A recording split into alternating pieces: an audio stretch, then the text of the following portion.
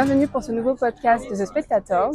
Nous sommes au Champs-Élysées Film Festival sur le rooftop du Publicis Cinéma et nous sommes en présence de Jean-Baptiste Durand, qui est le réalisateur notamment de Chien de la Casse, sorti l'année dernière. Bonjour Jean-Baptiste. Bonjour. Vous êtes aujourd'hui président du jury format court. Je voulais savoir, est-ce que c'est que du bonheur ou est-ce qu'il y a un peu de pression quand même ? C'est que du bonheur avec de la pression, mais la pression n'empêche pas le bonheur. Bien dit. Et quelle est votre relation avec le format court ? C'est un format et c'est une école. Après, la relation avec le format court, elle est... pour moi, le court, c'est un format, mais il y a aussi l'idée de l'économie. Et dans le format court, il y a aussi beaucoup d'autoproduction, il y a des films plus produits. En fait, il y a beaucoup plus de manières de faire des films, j'ai l'impression, dans le court que dans le long. Donc, c'est plus ça qui m'intéresse, c'est la liberté et même la liberté économique. On peut faire des cours pour pas grand-chose, on peut faire des cours très produits aussi, avec des grosses équipes et des gros budgets. Et j'ai l'impression que beaucoup de jeunes réalisateurs ou réalisatrices travaillent dans ces écarts-là et c'est ça qui fait l'apprentissage. Mais finalement, vous êtes un peu un couteau suisse. J'ai lu que vous aviez fait les beaux-arts, que vous aviez aimé beaucoup la peinture, le dessin. Vous jouez, vous réalisez, vous écrivez, ça fait beaucoup. Qu'est-ce qui vous anime le plus aujourd'hui ? Cette pluridisciplinarité, quoi. Et j'ai l'impression que moi, ça ferait beaucoup de faire qu'un seul. Au contraire, moi, j'ai l'impression que ça m'aère et que ça me permet de voir le cinéma de manière cubiste. Je fais un peu le tour. Et même quand j'ai appris à faire quand j'ai commencé à faire des films, j'ai fait quelques années machinaux, j'ai fait de la déco, j'étais assistant réal. Ouais. Et évidemment, comédien, ça, c'est plus mis en avant, mais j'ai été assistant mise en scène encore il y a un an, quoi. Donc, non, c'est toucher un peu le cinéma sous plein de corps de métier, c'est toujours hyper enrichissant, en fait. Ouais. D'ailleurs, en parlant de ça, vous serez donc à l'affiche du film de clôture du festival qui est Miséricorde d'Alain Guiraudy. Est-ce que vous pouvez nous parler un petit peu de ce projet, de votre personnage ? Alors de ce projet, j'y ai atterri. Je me demande encore aujourd'hui comment et pourquoi. J'ai répondu à une annonce de casting que j'ai reçue par mail et puis après j'ai franchi les étapes. Mais au moment où je fais le callback, Alain Guiraudy et sa directrice de casting ne savaient absolument pas que je faisais des films. Ils ne connaissaient pas du tout ni mon parcours. Donc je sais pas, il m'a choisi, écoute. Donc après j'ai essayé de l'obéir le mieux possible et de servir au mieux son travail, son film et son univers. Et quand on est acteur ou actrice, il y a beaucoup de choses qui nous échappent et j'ai adoré moi cette perte de contrôle où le personnage, j'ai l'impression que quasiment tout m'échappe à part le fait de devoir être rigoureux sur le plateau, de connaître mon texte, d'être à l'écoute des consignes de l'autre comédien ou des comédiennes. Et point à la ligne. Donc si tu veux, je peux te raconter un peu le personnage, mais moi c'était vraiment ça mon rôle sur le film, j'étais un serviteur, quoi, un vecteur de l'univers d'Alain.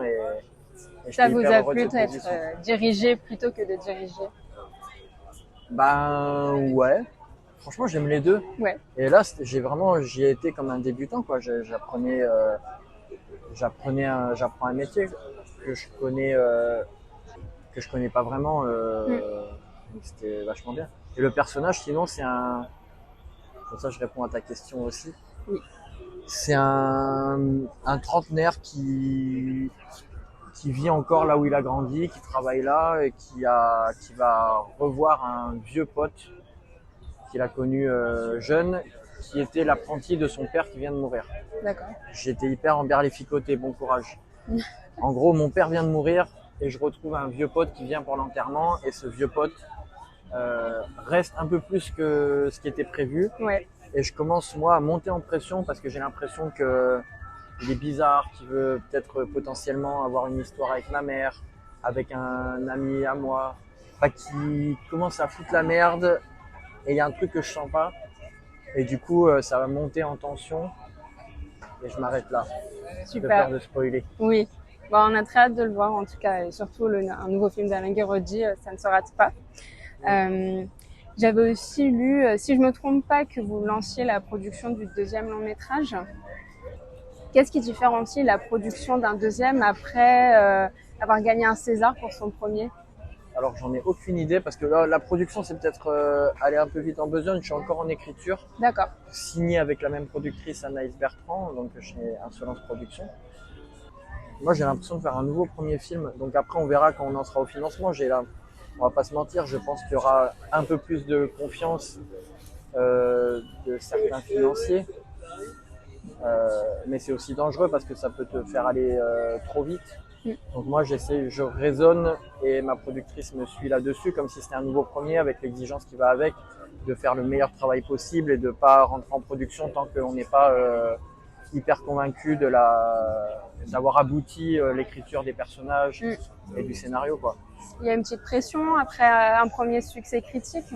Non, parce que pour moi, je vois toutes les imperfections du film et je me dis que quoi qu'il arrive, on va comparer, donc du coup, ça appartient aux gens, quoi. Oui. Moi, je fais la pression, elle est entre moi et moi de savoir si mes personnages sont cohérents, si les relations sont bien écrites, si les dialogues fonctionnent, si je choisis les bons comédiens, les bonnes comédiennes, si mes plans sont les bons. C'est ça ma pression, c'est pas les gens après ils vont parler en bien, en mal, Bien sûr. En ce qu'ils veulent. Ouais. J'essaye de faire le meilleur travail possible. En tout cas, chez The Spectators, on a vraiment été épatés par votre film Chien de la Casse. Et, il était dans notre top de l'année dernière. Donc, gentil. Vraiment, bravo pour ça. Ça me fait vraiment très plaisir de pouvoir échanger avec vous en tout cas. Et on dit qu'un premier film, c'est très personnel, mais qu'en est-il du deuxième? Alors bien sûr, là vous êtes en phase d'écriture, faut pas trop en dire, mais... Comme je t'ai dit, c'est un nouveau premier, donc c'est qu'il est aussi personnel, s'il est hyper important pour moi. Moi, je j'ai pas hésité entre plusieurs idées pour le second. Il y a que celui-là et je fais pas de second film. C'est pas celui-là. Ce sera toujours avec la même passion du premier. Exactement, la même sincérité, la même nécessité, voilà. Qu'il soit adroit, maladroit, réussi, pas réussi, moi je l'aurais fait au mieux. Pour finir, je voudrais revenir sur une phrase que vous aviez dite en interview. Vous aviez dit « Mon devoir de jeune cinéaste, c'est de mettre politiquement de la nuance partout ». J'ai beaucoup aimé cette phrase et je me dis dans un contexte politique et sociétal qui est forcément assez difficile en ce moment, est-ce que vous sentez une responsabilité et un devoir en tant que jeune génération du cinéma français, de transmettre des messages dans vos projets? Je te dirais oui et non. Il y a un devoir, oui, il y a une responsabilité humaine. Moi, je suis pas assez. J'essaye de pas être expert dans des domaines qui sont pas les miens et transmettre l'idée de la nuance et de l'amour, de la nécessité de la nuance et de la nécessité de l'amour. C'est ça mon message humaniste. Et je pense que c'est le point de départ, c'est un point de départ politique. Voilà. Ok, très bien. Pour finir, en tout cas, je voulais vous remercier vraiment. Et est-ce que vous avez un film que vous aimeriez partager, recommander à ceux qui nous lisent et qui nous écoutent? Parce qu'on est quand même ici pour parler de cinéma et une recommandation de Jean-Baptiste Durand, ça se prend. Moi, je suis pas le cinéphile qui va te dénicher la perle rare. Peut-être un film qui vous a marqué récemment. Moi, qui m'a marqué récemment, tiens. Je réfléchis. Franchement, tu me demandes ça à différents horaires de la journée, tu auras 10 référents films. Moi, mon plus grand film de tous les temps, c'est Les Amants du Pont-Neuf de Léos Carax. C'est celui qui revient quand on me demande quels sont tes films préférés, celui-là revient tout le temps. Ouais. Après, L'Isle d'Odessa de James Gray, j'aime énormément. Après, moi, je suis un passionné, je vois du bien partout, donc les films qui m'ont marqué récemment, je peux t'en citer 10, dont les 8 derniers que j'ai vus, tu vois. Ouais. Mais ce qui compte, c'est être curieux. Être curieux et voir plein de films. Ouais. Mais Les Amants du Pont-Neuf, si tu veux que je m'arrête sur un titre. Allez, c'est parti. Merci beaucoup. Merci à toi.